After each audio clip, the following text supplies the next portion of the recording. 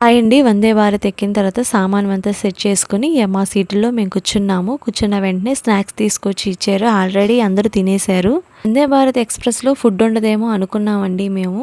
ఏమేమి ఇచ్చారంటే శాండ్విచ్ ఇచ్చారు, కచోరీ ఇచ్చారు, ఒక జ్యూస్, ఒక నమకీన్, ఇంకా చాయ్ అనమాట. ఈ మట్టికి ఇచ్చారు. చాలా బాగానే ఉన్నాయండి తినడానికి. టేస్ట్ బాగుంటాయండి. మంచిగానే తిన్నాం మేము. చూడండి ఇక్కడ ఛార్జింగ్ పిన్ కూడా కూర్చున్న ప్లేస్ కాడే కింద ఇచ్చాడు మాకు. ఛార్జింగ్ అందరూ ఎవరి కాళ్ళు పెట్టుకోవడానికి.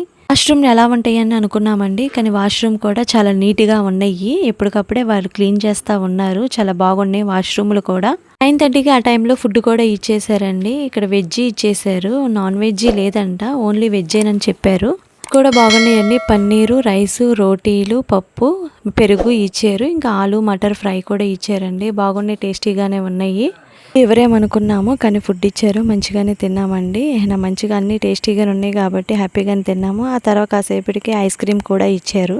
లాస్ట్‌కి ఐస్ క్రీమ్ కూడా ఫినిష్ చేసామండి. ఇంకా దిగడమే లేటు. కానీ ట్రైన్ 11:30కి దిగాల్సింది. మాకు 12 అయిపోయింది. చాలా లేట్ అయిపోయిందనమాట ఆ రోజు మాకు.